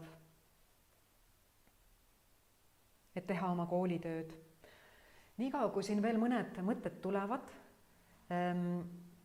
ma korraks kommenteerin ka ühte sellist hästi huvitavat kohta. Kuna coaching on väga populaarne meetod, siis päris palju seda õpetatakse ja nii mõnigi võimalik, et teist on saanud ka vastava väljaõppe, on käinud kursustel.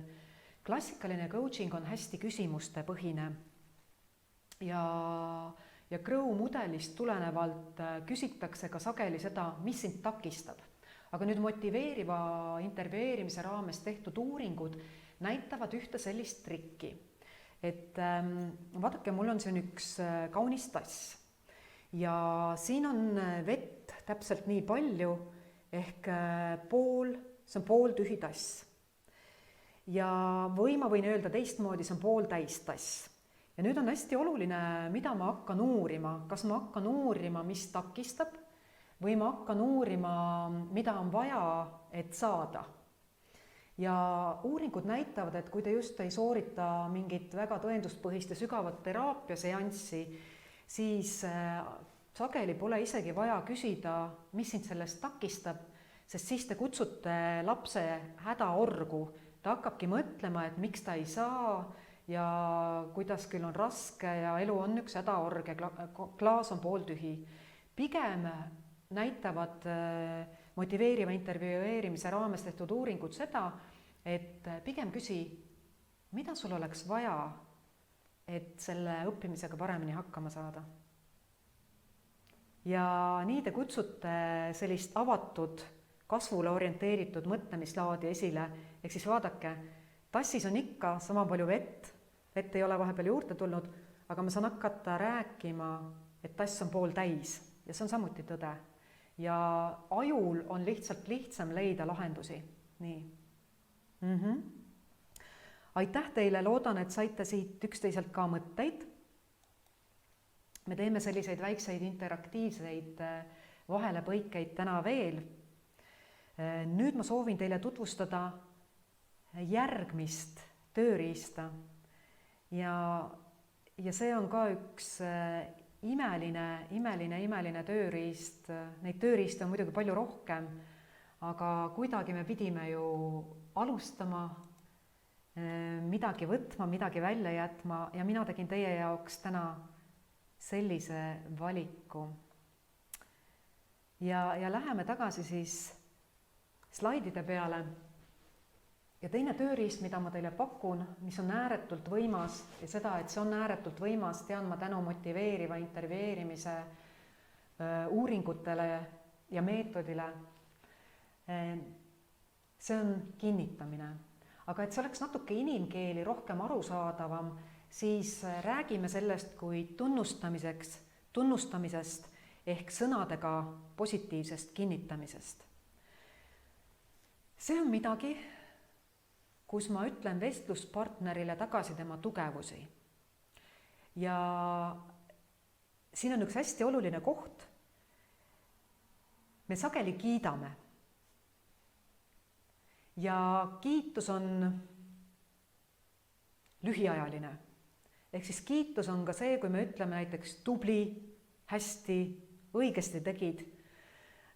Aga kinnitus, hea kinnitus motiveeriva intervjueerimise mõttes on midagi palju tummisemat, midagi palju tuumakamat ja kiitus ei ole kinnitus.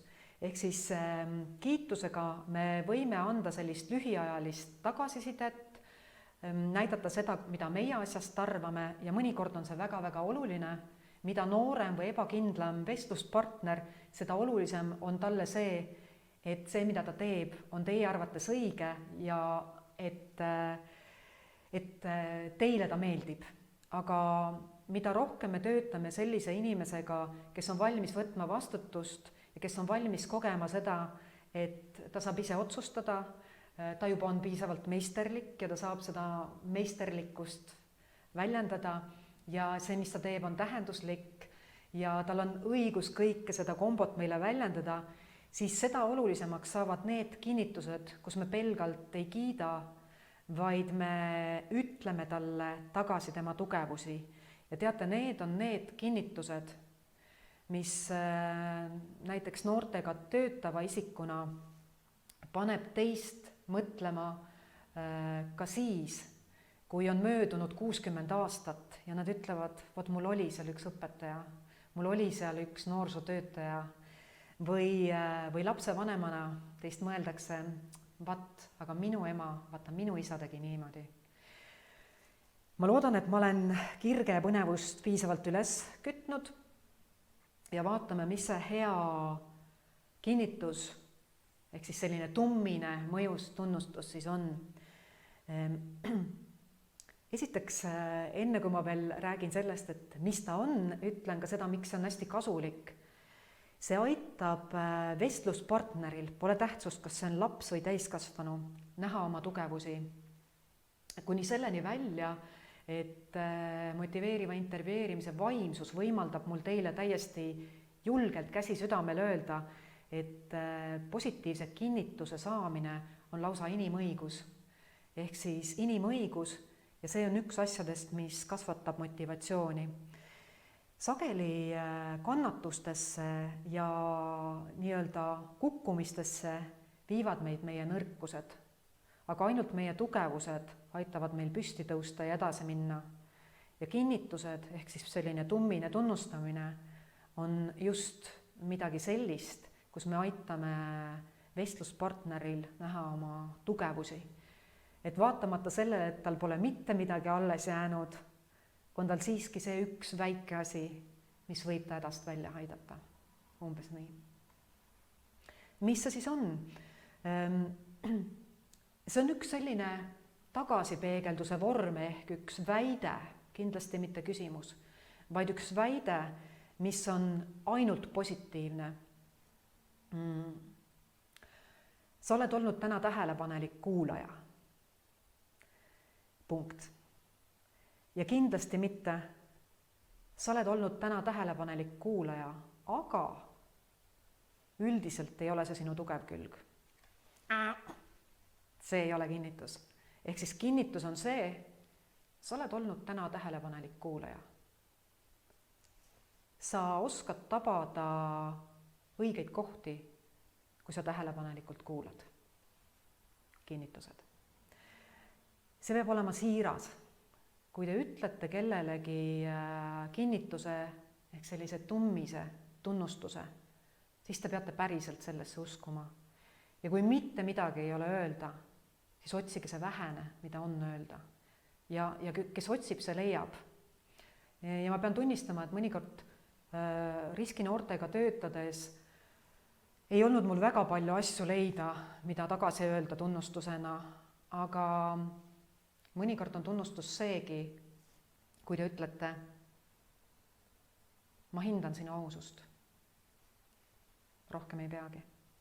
See näitab, et te väärtustate seda inimest ja see inimene on aus, isegi kui ta ütles seda võib-olla ebameeldivas võtmes. Tummine tunnustus on kindlasti konstruktiivne. Ehk siis siin on ka selgitus, miks tubli ei ole tunnustus. Kelle arvates tubli? Ilmselt sinu arvates. Aga me ei ole sündinud siia selleks, et teenida ära kellegi kiitust või olla kellegi meele järgi. Need on ühed eluperioodid ja sellised väiksed hetked elus, kus me vajame kiitust, et võtta jalad alla, aga kindlasti ei ole meie lõppeesmärk olla teistele meele järgi. Pigem on ikkagi eesmärk see, et inimene on loov, julgeb käia piiri peal, julgeb võtta vastutust, julgeb teha teistmoodi, julgeb seda põhjendada ja kui tekib arusaamatus või konflikt, ta julgeb seda rahulikult lahendada. Ehk siis ta ei pea ära põgenema, aga tõesti, et ta julgeb jääda kohale ja sellest vestelda ja jõuda mingi lahenduseni. Milline veel peab olema positiivne kinnitus, et see oleks mõjus? Oluline on see, et see ei räägiks mitte kellegi teise käitumisest või kuidas teised teevad või kuidas teie arvate, vaid et see räägib konkreetse noore käitumisest või tema omadustest. Ehk siis oluline on see, et see räägib temast. See on temale pühendatud. See ei ole üks üldinimlik mõte heade inimeste kohta, vaid te ütlete sellega talle välja, et tema on selline. Ja nüüd tuleb selline huvitav koht, et siia lõppu ma ütlen teile, et see on hinnanguvaba. Ja täiesti õigusega võite te küsida minu käest, mismoodi see hinnanguvaba on, kui selles kinnituses on nii palju jõudu ja mingis mõttes ka sellist värvi ja just nagu hinnangut. Siis see on üks selline võtmekoht. Siin mõeldakse, et see on hinnanguvaba, ehk siis kinnituse ütleja või tunnustaja ei ütle seda, et nii nagu sa tegid, nii ongi õige. Või nii nagu sa tegid tubli, tee nii jälle, sest mina arvan, et sa oled tubli. Ehk siis me võtame selle enda hinnangu olukorra headusele või õigsusele sealt seest välja. Nii see tähendabki. Ma kujutan ette, et nüüd põnevusega võite mõelda, et millised siis on need kinnitused, et too meile näiteid. Ja tõesti, ma olen selline üsna nagu ettenägelik, et ma valmistasin ette ühe slaidiga, kus on need näited peal. Ja näited tunnustamise kohta proovisin need kanda kenasti taas meie konteksti, õppimise ja harjumuste ja motivatsiooni konteksti. Ja lühidalt öeldes jäta meelde see,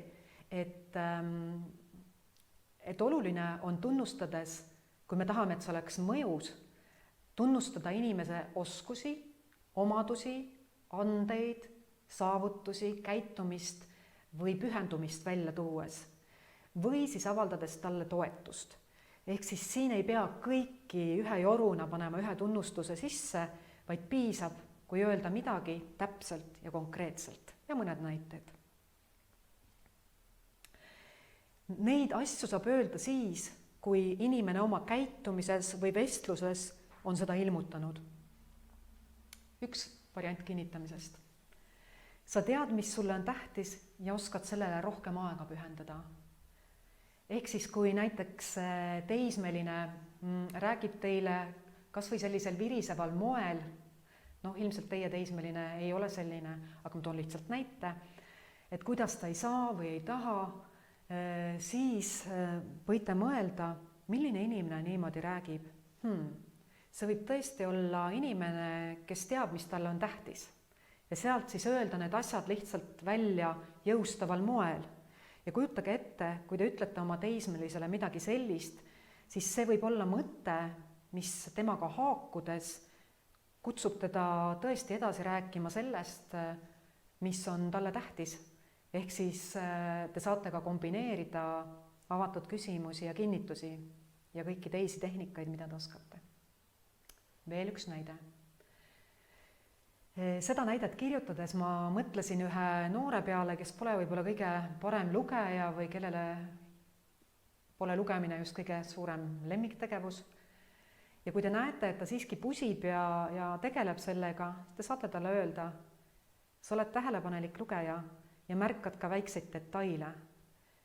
Ilmselt ma kujutasin ette ka sellist teismelist, kes näeb ja viriseb, kuidas siin on väike viga tekkinud, et siis seda saab samuti ära kasutada ja pöörata hoopis kinnituseks.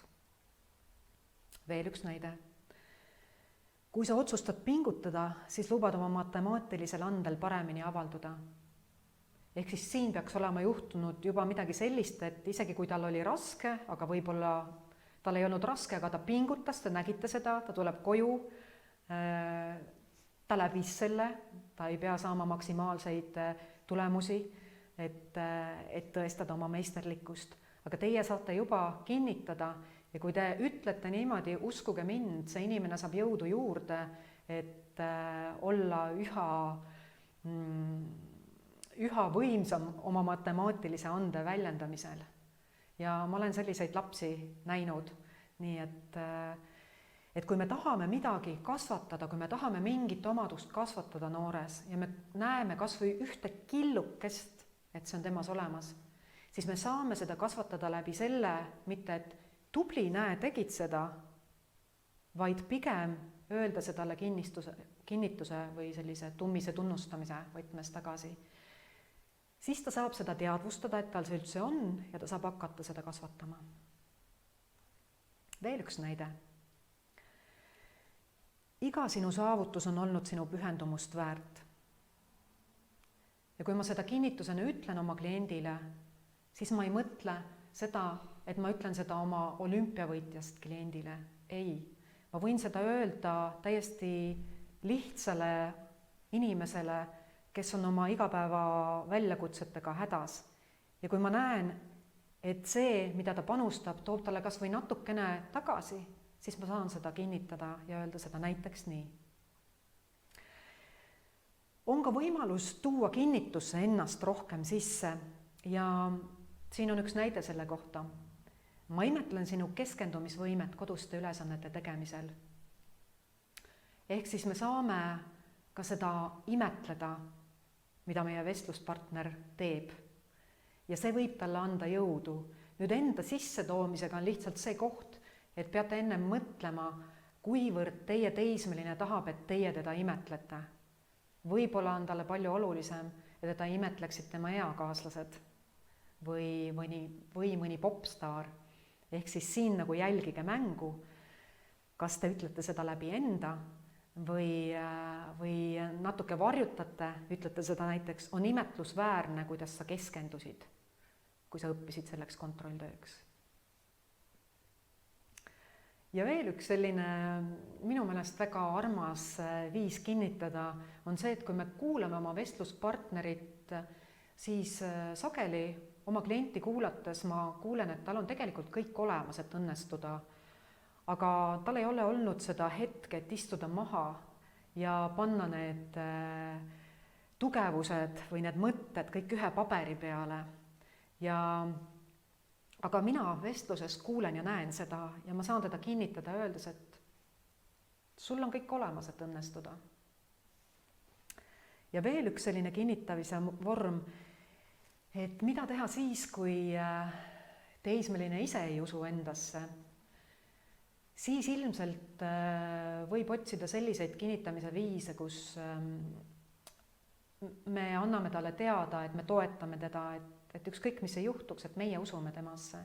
Ja siin üks selline näide ongi, mina usun sinusse ka siis, kui sa ise endas mõnikord kahtled. Või mina usun sinusse ka siis, kui sul alati asjad ei tule nii välja, nagu sa tahaksid. Ja ma kujutan ette, et kui meile täiskasvanutele keegi teeb ka sobival hetkel sarnaseid kinnitusi, siis ka meie selg läheb sirgemaks ja me leiame endas rohkem jõudu ehk siis motivatsiooni, et teha neid asju, mis on meile ka ebameeldivad. Ma loodan, et need, kes te olete siin minuga, olete mõnusalt kuulanud, kui teil on olnud muude asjatoimetuste kõrvalt mahti ja ma annan teile taas ühe võimaluse mõelda natukene iseenda teismelisest ja nüüd ma palun jälle, et sa manaksid endale silme ette kas oma teismelise lapse või siis kellegi, kellega sa töötad ja kellega sul on nii-öelda mõtlemist, kuidas temaga toimetada, siis mõtle tema peale ja mõtle, milliseid tugevusi sa oled temal märganud. Ükskõik, kui põnev väänik ta sinu jaoks on. Milliseid tugevusi sa oled temal märganud? Ja ma saadan sulle taas ühe lingi chatti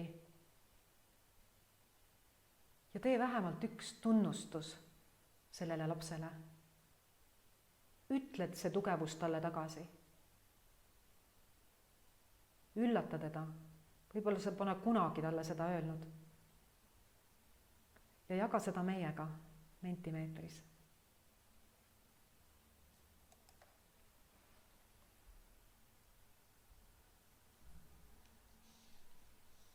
Annan sulle hetke aega.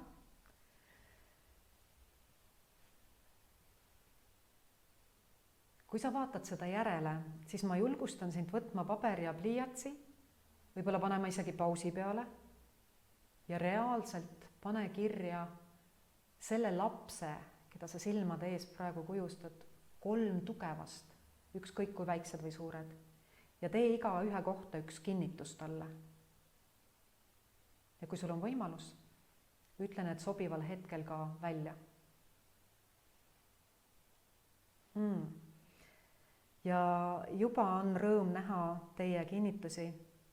Sa oled teiste inimeste suhtes väga tähelepanelik. Sul on väga huvitav nägemus sellest asjast.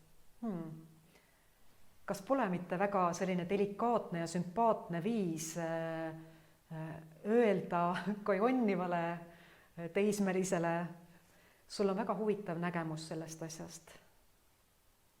Sa oskad märgata teiste tugevusi ja neid väga ilusti väljendada. Sa üritasid ja tõestasid endale, et sa said hakkama. Sul on palju taipu tehnika alal. Jaa. Imetlen su ettevõtlikkust ja sihikindlust. Sa oled usaldusväärne, sest pead kinni meie kokkulepetest. Ma kadestan sinu oskust panna end teise olukorda ja märkamas teiste laste häid omadusi. Jaa.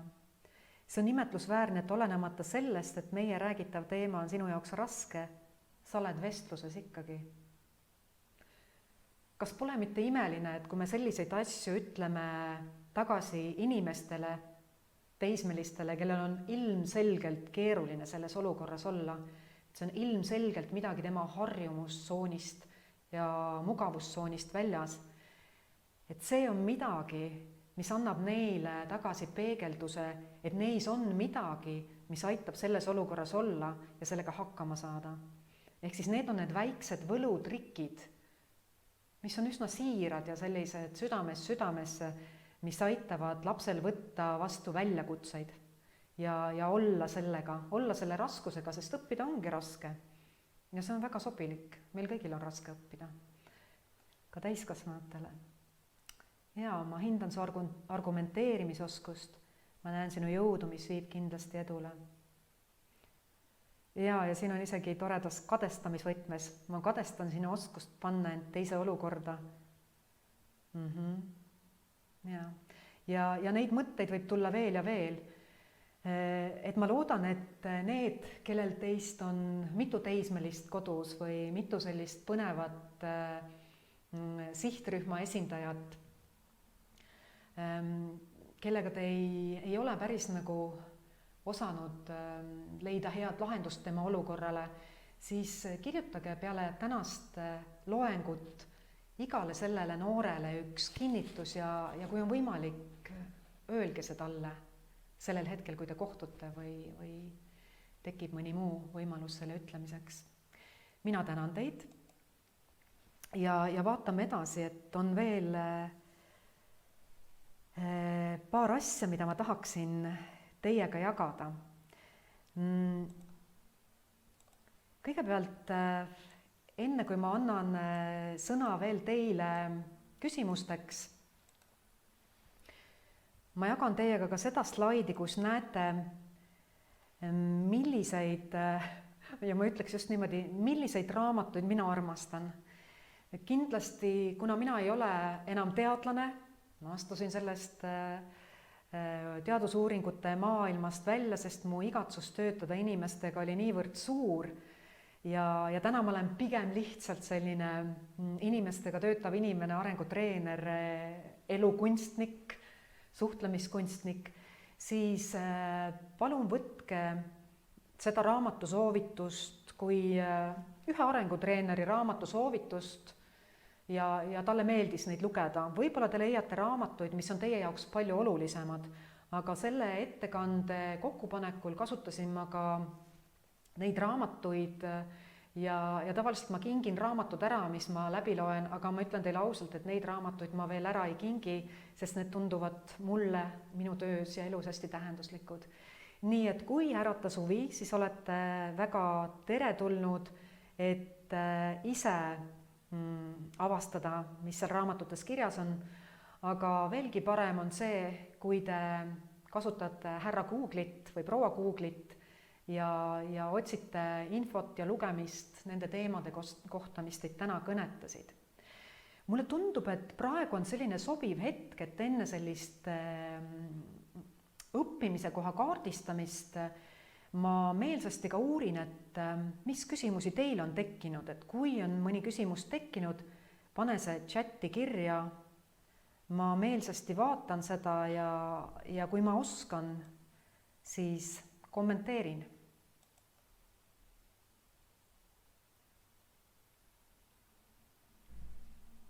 Ole hea, küsi julgelt.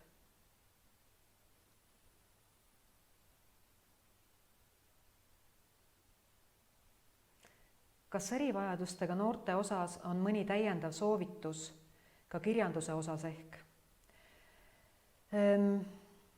Mul on kahju sellele vastata, aga ma vastan ausalt, et minu areng professionaalina saigi alguse sellest, et minu taust on tõesti 5 aastat eripedagoogika bakalaureust ja 2 aastat magistrantuuri, aga siis ma ei ole vaadanud enam sellele valdkonnale nii spetsiifilise pilguga, et ma peaksin sulle vastama ausalt, et ma ei oska sulle hetkel öelda, ma ei oska anda sulle väga spetsiifilisi soovitusi selle koha pealt. Ja muidugi oluline on ka see, et kui ma nüüd ikkagi kasutan seda oma eripedagoogi tausta, et millise erivajadusega noortest sa räägid. Kui sa räägid normintellektiga käitumisprobleemsetest noortest, siis see kõik on väga hästi siin rakendatav. Ja ütleme, et selline hästi mõistuslik arutelu ilmselgelt sobib tööks nende noortega, nende teismelistega, kes suudavad abstraktselt mõelda ja mõelda natuke kaugemale ehk siis kui intellektuaalne potentsiaal ei ole hetkel väga kõrge, siis ilmselt töötavad paremini sellised emotsionaalsed vahendid. Siis võib proovida kindlasti kasutada kinnitusi, aga pigem sellisel lihtsal moel ja ma usun ka, et seal jälle, oleneb jälle, millise erivajadusega on tegemist, võivad olla ka kiitused või vaata et olulisemal kohal. See on minu isiklik arvamus. Aitäh sulle küsimast. Veel küsimusi?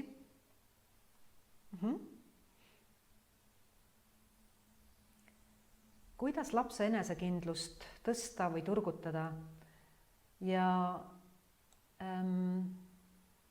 laps ütleb, et vihkab kooli, sest ta on nii rumal ega saa millegagi hakkama.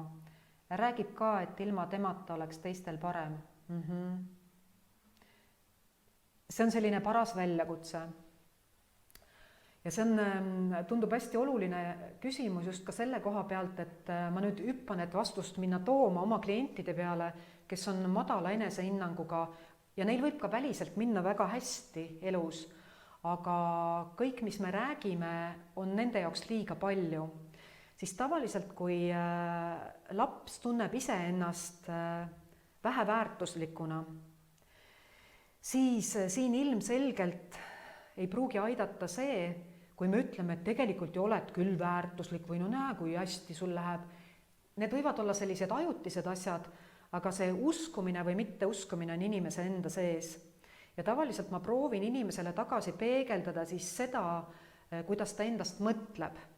Aga ma proovin seda peegeldada nii, et see ei ole nagu et see ei ole maailma tõde, siis ma proovingi tekitada vahele distantsi ja näiteks ütlen talle tagasi, ma vaatan kohe, mis siin on. Sulle tundub, et sa ei saa millegagi hakkama. Näiteks peegeldan tagasi, et ta kuuleks, et ma kuulen teda, et ma usun teda. Ja siis pigem selle asemel, et öelda ei ole viga sul midagi, siis ma küsin, et kutsun ta mängima, et ütlen, kuule, aga kui me mõtleks korra, et üleüldse, et väljaspool kooli ka, et mis on kas või üks asi, mis sul hästi välja tuleb ja mis sulle teha meeldib. Võib-olla isegi ei meeldi teha, aga sul tuleb see välja. Ehk siis ma prooviksin kuidagi kaardistada ilma emotsionaalse surveta neid kohti, mis tulevad välja ja ma teeksin nende põhjal kinnitused, aga ma pean seda konkreetset last kuulma ja nägema, aga siin ma ei teeks seda, ma ei kiidaks teda, vaid ma pigem ütleks talle selliseid kinnitusi, kus ma ütlen, et ehkki mingites asjades sa tunned, et sa praegu ei saa hakkama, tuleb sul see asi päris hästi välja. Ja isegi teised näevad seda. Ja siis ma vaataks, kuidas ta reageerib. Ehk siis need on need kohad, et nüüd ma kasutan ka motiveeriva intervjueerimise järgmisi tehnikaid ja muutuse esilekutsumise strateegiaid. Aga põhimõtteliselt me saame olla kõrval, me saame näidata, et ma kuulan sind ja selle asemel, et hakata suruma talle midagi, uurida neid kohti, kus tal on tuua fakte, et ta saab päris hästi hakkama. Nii, ma loodan, et ma vastasin, et sul on midagi võtta kas või sellest. Ja siin veel üks küsimus. Kuidas kaasa aidata õpilase õpimotivatsioonile, kui on teada, et kodune keskkond ja tingimused ei ole toetavad? See on ka midagi sellist, mida võib ette tulla. Ja vaadake, siin on ka nüüd selline huvitav koht, et nii lapsevanematel kui ka õpetajatel on oma töö. Nagu mäletate, lapsevanemate kõige põhilisem töö on oma last armastada ja võib vabalt juhtuda, et lapsevanemad ei oska isegi seda armastust välja näidata ja kaugeltki siis ei oska nad juhendada oma last. Ja meie ülesanne õpetaja rollis on jääda õpetaja rolli, leppida sellega, mis olukord on, ehk siis mitte teha etteheiteid lapsevanematele, sest nemad on täpselt sellel lapsel sellised, nagu nad on. Ja siin ma panen korraks enda perekonstellööri mütsi pähe. Kui me suhtume kas või enda sees halvustavalt lapsevanematesse, siis laps ei saa sellest kasvada. Ehk siis laps on alati oma vanemate poolt, isegi kui ta suusõnaliselt vihkab neid. ehk siis esiteks selline neutraalne positsioon ja mina, kui ma oleks sellises rollis ja ma oleks õpetaja, ma teeks selle, mis minust oleneb. Ja ma võib-olla räägiks õpilasega selles vormis, et ma küsiks, et kuidas sa kodus hakkama saad? Kes kodus toetab sind? Millist toetust sa vajaksid? Mida mina saan teha? Et need on need avatud küsimused ja võib-olla veel midagi. Ja siis ma otsiks ka neid kohti, kus ma saaks kinnitada, et kui nende 2 tööriistaga mängida. Ehk siis ma uuriks natuke tausta, kuidas tema seda näeb. Mõnikord näeme meie asju traagilisemalt. Laps on ju terve elu oma peres elanud. Tal ei ole teist olukorda. Ja tema tuleb sellega mingis mõttes palju paremini toime kui meie. Ma loodan, et sa said midagi sellest vastusest. Ma tänan nende küsimuste eest ja kutsun teid veel viimasele seiklusele. Ma sooviksin jagada teiega veel ühte Mentimeetri slaidi ja palun, et seniks, kui mina siin seda ette valmistan, sa mõtleksid, mis on see üks asi, mida sa täna kuulsid ja mida sa tahaksid päriselt proovida. Kas sama knifiga, nagu sa oled teinud või hoopis mingi teise knifiga? Ehk siis, mis on see väike rosin tänasest, mida sa tahaksid päriselt katsetada? Ja kohe ma jagan sinuga ka seda ekraani. Saadan jällegi jutumulli sulle lingi ja ole hea. Vaatan põnevusega.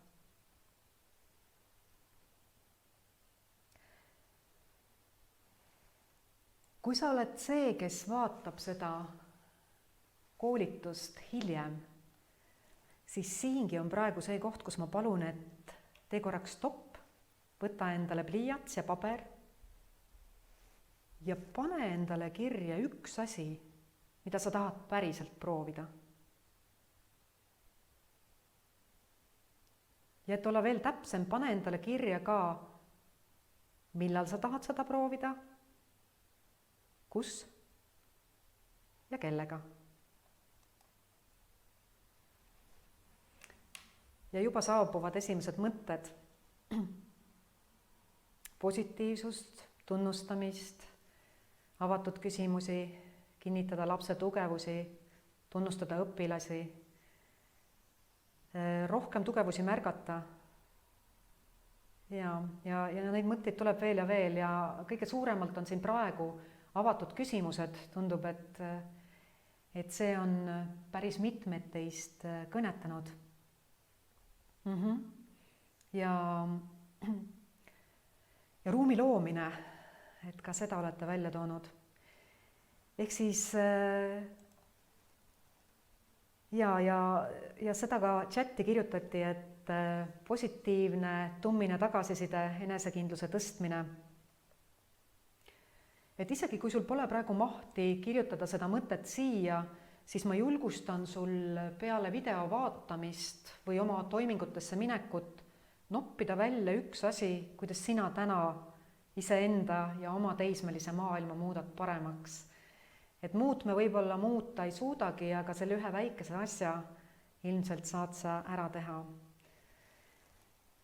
Aitäh teile, et te olite minuga. Ma olen teile tänulik selle kannatlikkuse eest, selle kaasas olemise eest ja parimate kohtumisteni juba päriselus.